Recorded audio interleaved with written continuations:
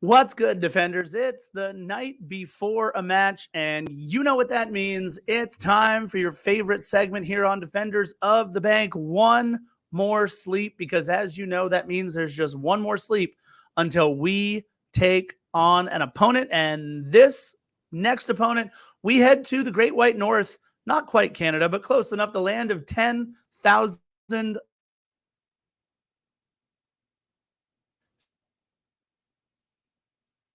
I don't know, lots of different things going on up there in Minnesota. You know my voice. It's the Scarf, J.R. Liebert. Hi, in front of the semi-famous Scarf Wall. 3 matches to go in the season. 3 more, 1 more sleeps, including this one until the playoffs with my partner in pod to my right on my screen. I don't know where the heck he's going to be on your screen.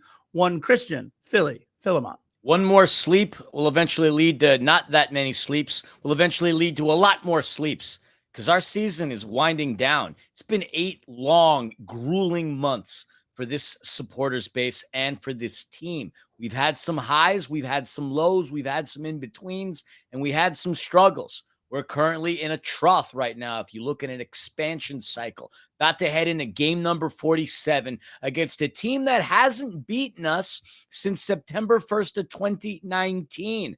That's a long time. It's Looney Tunes. See what I did there? Looney, that anytime we go up against Minnesota, chances are it's going to be a match in which it's going to end in a draw. So many draws between the two sides. Only 2 wins for LAFC historically, 2 wins for Minnesota historically, and none since 2019, and 5 draws. But I got to tell you, Scarf, I'm feeling pretty optimistic for a change because we're going into battle with a team with playoff implications, but against a team who hasn't won a game since August the 30th. Yeah, this is not a good club. In fact, dare I say, this is a bad club that we are facing. But let me ask you a question. Has that stopped us before from absolutely blowing it? Not very often in the latter part of this season. 0 wins, 3 losses, 2 draws in their last 5. And in fact, they have lost leads in all 3 of their last 3 matches, turning 9 points into 1 point. Just 1. Talk about a stretch drive that has gone wrong. Only the Anaheim Angels can do it better, in my opinion, than Minnesota United FC has done it down the stretch. Lots of players to talk about in this one. We're going to get to that in our players to watch. But the bottom line is this. If we want to be considered MLS Cup champion hopefuls for 2023, you don't lose to teams like Minnesota United when you're trying to improve your playoff position. That's the bottom line. And the bottom line is all we need to do tomorrow is either win or draw. And if we get lucky, have Dallas lose to the Colorado Rapids, which honestly isn't likely. I don't foresee that happening. But there are plenty of scenarios in which we have an opportunity to clinch a playoff spot tomorrow. And it would be a travesty to not do it on the final home game of the season in front of the supporters, in front of 22,000 screaming fans at BMO Stadium. It would be a kick in the face to what otherwise has been a nutty season. But it also happens to be a fan appreciation night in which we're all, and that's a change compared to the last thing we had with bobbleheads, we're all going to have the opportunity to partake in a giveaway. And that giveaway is going to be a 2023 team poster. Although some of you may not necessarily feel like you're loving this team right now, it's okay. At least it's nice to know that there's going to be a giveaway in which the vast majority of us are going to walk out with a little something, as opposed to somebody walking out with nothing and one person walking out with 21 somethings. It's still kind of wild when you're seeing all those posts on social media with people having hoarded so many Carlos Vela bobbleheads. What's even nuttier is that somebody is now trying to sell one for the price of $400. Although, Scarf, You said that that's not the going rate, nor was that the most expensive bobblehead that was sold. Yeah, look, you can put whatever you want for a price on eBay. I buy and sell on eBay all the time. People say, oh, they're selling for $400. No. Someone's asking $400 for one. I can ask whatever I want for it. There was 1 or 2 that sold. There were one or two that sold for around $150 very early on, but they've dropped down. You can get them for as low as like $65, $70. Still, it's crazy that they're going for that much. But look, for all of you Dodger fans out there, you know the craziness around these bobblehead giveaways. This is only our second one ever. This one a little taller than Bob, which I thought was kind of funny. Look, the other thing we should probably talk about, Philly, before we get into our players to watch is, I know it's Fan Appreciation Day, but will this turn out to be Carlos Vela Appreciation Day? Will this turn out, based on how we finish our season? It's a very real possibility as we sit in fourth place right now. If we drop a spot, this could be the very final home match for Carlos Vela in black and gold. Look, no indications yet either way, although we've all heard rumblings that Carlos may leave, Carlos may retire, Carlos might not be back in black and gold. I don't know any of that stuff, but Philly, maybe last game kind of felt like Carlos Vela on the game placard, Carlos Vela on the bobblehead, Carlos Vela captain in the stands and people going nuts and everything. It kind of feels like this week is Carlos Vela Appreciation Week, no?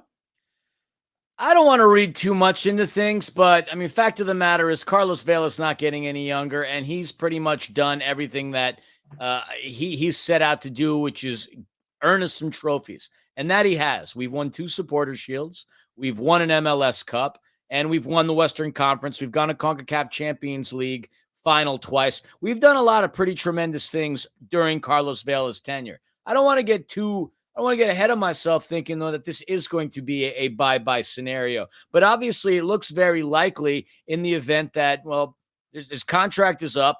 The 2 clubs are going to have to agree to something, and Carlos Vela is very much used to a high standard of living. A high standard of living that, well, he's not going to have the ability to recoup come his next contract signing. Will he be okay with not being the guy? Will he be okay with being a TAM player? Or will he just head back down to Mexico where it all began anyway and have him walk out in the final games in the final years of his career? I don't know, but only time will tell. Well, we'll see. Speaking of which, time will tell if we get our players to watch right or not. I have been notoriously bad over this last month or so of the season. I think I'm going to be okay with this one. Let's roll that beautiful footage, Philly. The first, loading. I like it. All right. There. Up. There's so many things happening. There we go. Sorry, Scarf. I'll be completely honest with you. I realized as we started One More Sleep that I forgot to create the slides. So as you were talking and I was looking busy and not necessarily there, I was working on the slides. So I just kudos to me for getting done just in the nick of time. I wasn't sure. I thought you maybe didn't want to spell Bongo Kule Hlongwane, the entire name. Bongi Hlongwane for Minnesota United. He has been one of the better stories in MLS this season. Look, I don't think he's going to be their primary goal scorer. I don't even think he's their most exciting player once he takes the pitch. But what he can do is be a straightforward goal scorer for Minnesota United. And I think that is something that can give us trouble. He is a handful in the box. Bongi Hlongwane for Minnesota United is definitely going to be someone that we are going to keep our eyes on. And look, I was talking a whole lot a minute ago about Carlos Vela. What I was doing, I was playing the shell game with you there. And I wanted you to look over here where Carlos Vela might be. But I'm also petrified that this could be the last time in black and gold for one Giorgio Chiellini. He is not getting any younger. I do hope he comes back next year. All indications seem like he wants to come back for next year. We need him back. We want him back. He has just gotten better with age like fine wine. But I am an unabashed Giorgio Chiellini fan. He is my favorite player to ever don the black and gold for LAFC. And so like I do for most every single match, but more so for this one, because it could, breaking my heart just saying this, could be his final match in black and gold. I'm going to pick Giorgio Chiellini as my player to watch, and who knows, he may mess around and score another goal or try another bicycle kick or, smack another goalie in the face. Whatever it is that he needs to do, Giorgio Chiellini is my guy. Scarf, in all fairness, we don't know for a fact that any of these players are leaving. So you've pretty much just said goodbye to Carlos Vela and Giorgio Chiellini without necessarily knowing 100% that we're saying goodbye to either. Sure. So defenders, it's not that we know anything We that do you not. don't know. It's all speculation right now. We may still very much have Giorgio Chiellini, which quite honestly, he's our best defender. If he wants to stay, he absolutely should. Same with Carlos Vela, but on a TAM deal. But we haven't kissed our season goodbye yet, nor have we kissed these players goodbye yet. We still have a little bit of run left in them. As far as my players to watch, I absolutely love saying this name because it just reminds me of one of the greatest comic strips, period, ever done by Jim Davis, Garfield, and Friends. Pookie. Who doesn't love themselves some Pookie? The all-time leading scorer in Finnish national team history. Now, I know Finland isn't exactly a world superpower right here or a consistent competitor in the World Cup. But to say that you are the all-time leading scorer for any national team, that's pretty darn cool. It could be Luxembourg. It could be Madagascar. It could be Oman. Who cares? To be the all-time leading scorer in a country's history is kind of cool. And not only just that, he is quickly rising up Minnesota's goal-scoring leadership board because he's come through on multiple occasions. In fact, 4 goals in his last 5 matches. Pookie's showing that he can adapt to his team. Former Norwich City legend has become an offensive threat for this team. Granted, they've been very good at blowing their leads. Pookie is actually playing fairly well, all things considered. Now, for LAFC, Maxime Crépeau is my player to watch. Not because I think he's going to score a goal. Obviously, that's not the case. But he gets to go up against his Canadian national team counterpart in that of Dane St. Clair. I think Maxime Crépeau wants to show all of Team Canada why he should be the number 1 starter for that team. And I have to say that Maxime is a much, much better keeper than Dane St. Clair. For us to win in this game, Maxime has to come up big. Big, big, big. Because between Pookie, Halongwane, Emmanuel Reynoso, hell, you even have Ismail Tajuri-Shradi who's doing some things. We won't have to worry about Robin Lod because he's out for the season. But they've got some awesome scorers on their team. We're having a tough time scoring goals. So if Maxime Crépeau can pitch a shutout and get a clean sheet, and if LAFC honestly just fails to do what they've done in like 5 out of their last 7 games or whatever the number is, we'll still end up with a point and we'll still end up in the playoffs. Maxime Crépeau, you're my dude to watch. Philly, to answer your question that you didn't ask, Hani Al-Dabit is Oman's leading scorer with 43 goals in 102 caps. I know you were definitely worried about that one. Clamoring for it, Scarf. Look, if we end this game 0-0, we go to the playoffs, folks. That's the bottom line. Why Max needs to step up? I don't know if there's another way to back into the playoffs any worse. I guess if we lose this game and then find out that Dallas lost, right? That's worse of a way to back into the playoffs. But look, well, let's get into our keys to the match and see if that has any bearing. My first key to the match, Philly said it 3 times. Last one more sleep. I'm using semicolons apparently for my apostrophes. Like I said, I created this on the spot. I'm sorry. I'm a pretty cool person, but I'm not perfect. I'm giving you a hard time, bud. First key to the match is score the damn ball. I mean, duh. Any armchair analyst will tell you you win far more games than you'll lose if you score.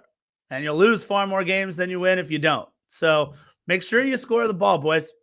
But don't let Minnesota finish. And Philly did put an extra N in there on purpose. That was not a misspelling here by Philly. Don't let Minnesota finish. He just got through talking about Teemu Selanne over there, who plays soccer now. Yeah, Teemu Selanne, right? He's their guy. No, Teemu Pookie. I don't know, one of the two. Look, well, the first Teemu's a little better for the global. Never mind. Teemu Selanne was one of my favorite players to watch growing up. Unfortunately, I did not grow up a Ducks fan. I really didn't grow up a Kings fan either. I just like watching good hockey. And Teemu Selanne and Paul Kariya were guys that I grew up with the entire time down here in Anaheim. Well, not down here. I'm in Lawndale. I don't know what the hell I'm saying anymore. Either way, Teemu Selanne and Paul Kariya teamed up for an incredible duo for quite a bit. what we've seen from Emmanuel Reynoso and Timu Pukki over the last 5 games, 4 goals for Timu Pukki and Emmanuel Reynoso looking every bit like the MVP candidate he once was. We cannot let Minnesota finish, i.e. score the ball, because we saw what happened when Maxime Crepeau let in just 1 goal against Real Salt Lake. Unfortunately, boys in black and gold. So I think Philly's absolutely right. I think we're going to need a clean sheet from his player to watch, Maxime Crepeau. We can't let Minnesota finish. We have to score the damn ball. Yeah. As far as we got to pin ourselves some Pookie. It's just a fun alliteration. Pin Pookie. Of course you have to pin Pookie. Pookie's got 6 goals and pretty much a cup of coffee in his tenure in Major League Soccer. Been gotten on the boards quite often, quite successfully, and he's quite good. If there's anything that Minnesota does do rather well is create chances out of nothing. They're also really good at scoring first. Unfortunately, and fortunately, potentially for us, they're not a team that's very good at closing out games, as we've bared witness to their last 3 go-rounds. Just when we thought they would do us a favor and beat Carson in Carson for fun, they blew it. They blew it against St. Louis. They blew it most recently. This is a team that just can't close out games. And as we know, we're a team that when we score, and score first for that matter, we're okay at beating teams. 17-1-3 this season when scoring first. So if we can just absolutely decapitate the head off their biggest threat right now, which is Mr. Timu Pukki himself, and manage to score a goal, I do think our back line is going to come up big. I do think Maxime Crepeau is going to get that clean sheet. And all we need is 1 or none, really, as long as we don't allow the other team to score any. But yes, score first because we're good when we score first. And it'd be nice to end this scoreless streak drought that we've been going on, something that we haven't seen along the lines of this type of performance ever. And we need to pin the Pookie. Just score the damn ball. Just score the damn ball. In fact, there we go. I think we're going to score the ball twice. That's right. 2-0. I think that we're going to see at least 1 from Denny Bouanga. I think Denny Bouanga is going to get himself back into the Golden Boot race. It's been rough for Denis. It's been rough for anybody in black and gold over the last 5-6 matches, but I absolutely believe that we are going to come out on top of this one. Yes, they have Timu Pukki. They have Bongi Hlongwane. They have Emmanuel Reynoso. They've got plenty of solid players who can put the ball into the back of the net, but I do believe we will be seeing one Giorgio Chiellini on the back line paired with Aaron Long, Ryan Hollingshead, Cheeky Palacios back there. I love our back 4 with Maxime Crepeau between the pipes. I think we're going to need to get a little something out of our midfield in this one. Midfield has been non-existent for quite some time. Timothy Tillman, Mateus Bogusz, obviously Ilie Sanchez and Kellen Acosta. We need a little something. Nathan Ordaz headers cannot be our best form and option on offense in this match, and I don't think it will have to be. And from what we heard, Philly, from Steve Cherundolo's mouth to the soccer god's ears, they're bringing out the water pistol once again. He'll be back in Super Mario Gonzalez will be back, and who knows, maybe Mario gets the second goal, and I'll have to shut up about El Agua Pistolero. We'll see what happens. Either way, I think, I'm staying confident, LAFC wins 2-0. Let's not be so quick as to call him super anything this point, other than potentially super disappointing. But I do feel that he is due, and, well, he may have had enough time to get himself mentally checked in because we do need him. Well, regardless of what we think about him, we do need him. As far as my goal scoring prediction is concerned, I agree with you. 2-0. But I think Denny Bouanga is going to score all 2 of them. All 2 of them? Both of them, I should say, for that matter. Denny, it's wild. He has had 118 shots on goal this season. Not on target, but he's had 118 shots this season. That's 64 more than any other LAFC player. Hell, he had 4 alone in the last game against Real Salt Lake. Denny is going to try. If there's anything that we can say for a fact that's going to happen, is that man is always going to do his best to try to find the back of the net. But this time around, we need him. And, well, when he goes on somewhat of a drought for a little while, he's shown past performances could potentially be indicative of future results. When he's gone quiet for a little while, he comes in with troves of goals. So I think he's going to score his 2. He's going to get back up there with the likes of Hani Mukhtar and with Yakomakis and obviously Acosta of FC Cincinnati. And we're going to seal the deal decision day with Denny Bouanga hoisting the golden boot. There's going to be any kind of trophy given to anybody on LAFC. It's going to be him, and it's going to be a golden boot. In case you were curious, Leon, Mart, and Gerson Rodriguez with 16 goals apiece are your leading scorers all time for Luxembourg.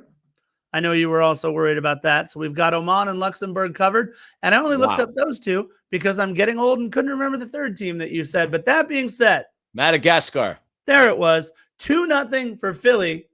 2-0 for Scarf. I like this, my man. We're entering this game optimistic in a time where there's a lot of doom and gloom on LAFC Twitter, folks. Look, tomorrow we're going to leave BMO Stadium tomorrow. I repeat, we're going to leave BMO Stadium tomorrow in the playoffs. In the playoffs. Whether that's FC Dallas losing or whether Philly and I are Scarfstradamus and Philly fortune teller. 2-0 LAFC. Oh, man. I'm off the rails today. I love it. He's off the rails, defenders, because he just celebrated his 8th anniversary with Nina. So if you get an opportunity, don't DM defenders because it's going to be me that looks at the message. DM the Scarf, DM Nina, and wish them a happy anniversary. And you can let Scarf know that, hey, it's okay for you to fall off the rails today. Scarf, we're not going to be walking out of BMO without a win tomorrow, because if we do, I am walking out of BMO without that 2023 team photo because I will want to forget the rest of the season as quickly as I can. But I'm feeling optimistic, which is something I didn't necessarily feel on the last pod. I was in my feels for all the good reasons, but I do think we stand a pretty good chance against a team who is the likes of Minnesota. But don't fool yourselves. There isn't that much of a gap between us and them. And also, unlike any other team in Major League Soccer, they are much, much better on the road than they are at home. The only team out of all MLS teams that is far more successful on the road than they are at home. But that being said, they haven't beaten us at home since 2019. Shout out Mason Toy, Indiana University. And they will not beat us in 2023. Mark my words. I hope. Yeah, by the way, did you know Toronto is 0-11-4 on the road this season? They're just awful. Anyways, they already did the whole Bob out thing. Philly, we have cool outro music. Let's play it. Cool.